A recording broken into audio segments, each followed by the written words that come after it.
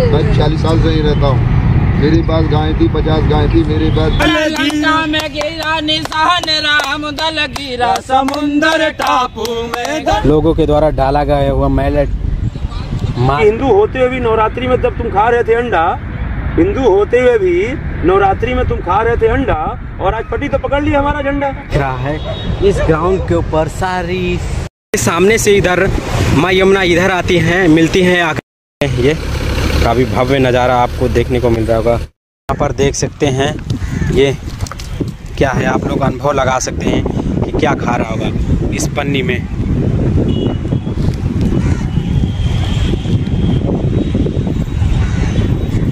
ऐसी दुर्दशा हो चुकी है, आप इस वीडियो के माध्यम से आप अनुभव लगा सकते हैं।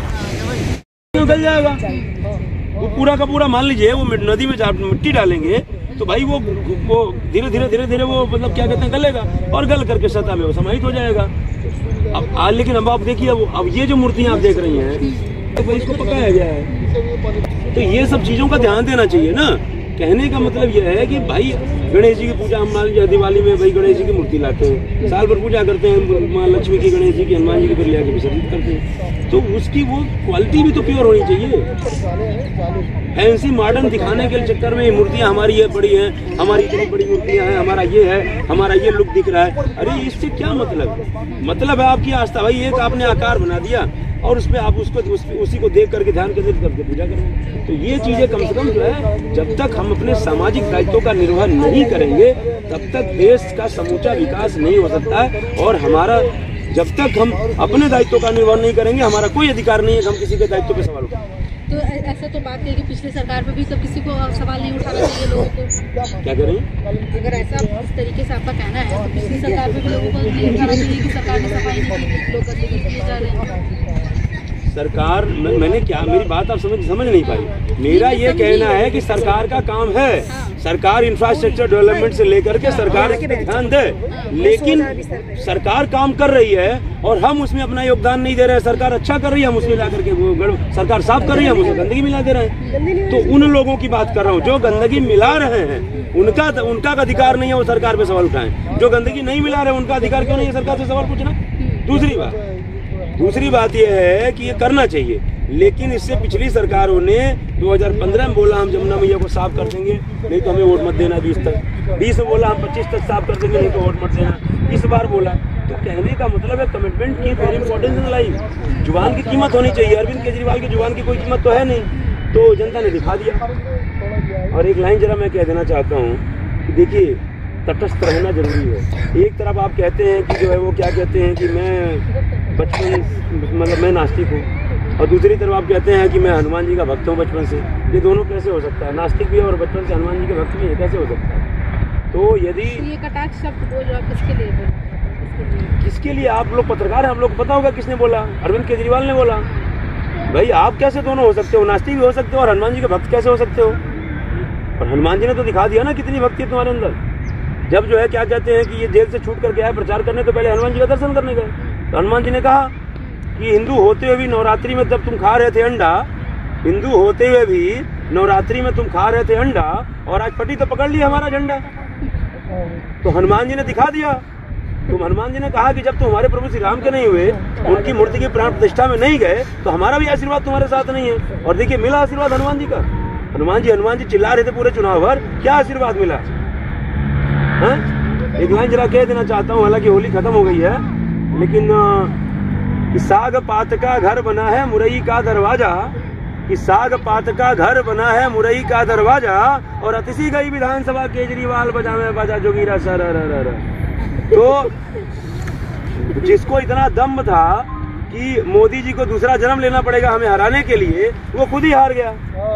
कि भैया बैठे बैठे जेल से चला रहे थे सरकार, कि भैया बैठे बैठे जेल से चला रहे थे सरकार, और जनता अब की ऐसी रैली खुद ही गए हार जोगीरा सर। तो क्या रह गया? मतलब क्या इज्जत रह गई तुम्हारी कि तुमको ये था अहंकार कि मोदी जी को दूसरा जन्म लेना पड़ेगा।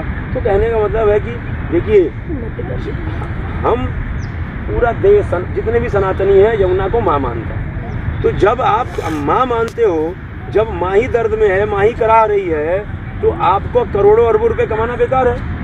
भाई माँ से बड़ा कोई नहीं है ना। यदि माँ का अपमान हो रहा है, आप जी। करोड़ों रुपए कमा लो, उसको विकास नहीं बोलते हैं। विकास बिल्कुल। तब बोलते हैं जब आपकी माँ प्रसन्न हो और आप प्रसन्न हो, दोनों प्रसन्न हो, परिवार प्रसन्न हो, तो आपका विकास है।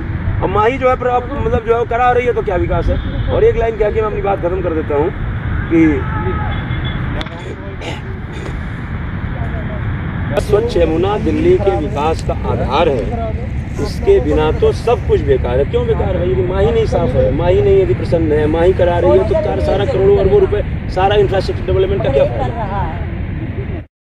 कूड़ा वगैरह जो लोगों के द्वारा डाला गया हुआ है, देख सकते हैं माँ यमुना मैया में। ये माँ को प्रदूषित करने के लिए लोगों ने काफ़ी कहर डाला है।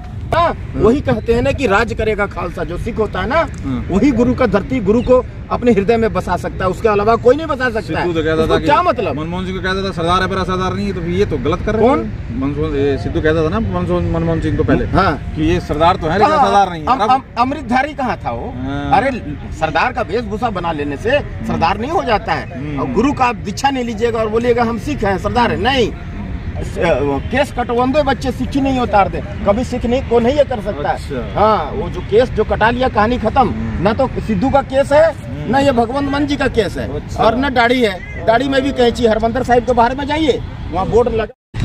देख सकते हैं ये यमुना मैया का हालात है। अभी हम आ चुके हैं नीली छतरी वाले शिव मंदिर के सामने। तो नीचे चलेंगे, बैक कैमरे में बने रहिएगा, एंड से दिखाएंगे आपको। यहाँ पे देख सकते हैं उधर सामने यमुना बाजार है। यहाँ पर कूड़ा वगैरह कुछ इस प्रकार से माँ यमुना को दूषित कर दिया गया है, देख सकते हैं यहाँ पर। यहाँ पर देखो किसी ने बहुत ही ज़्यादा गंदगी इसमें यहाँ पर देख सकते हैं।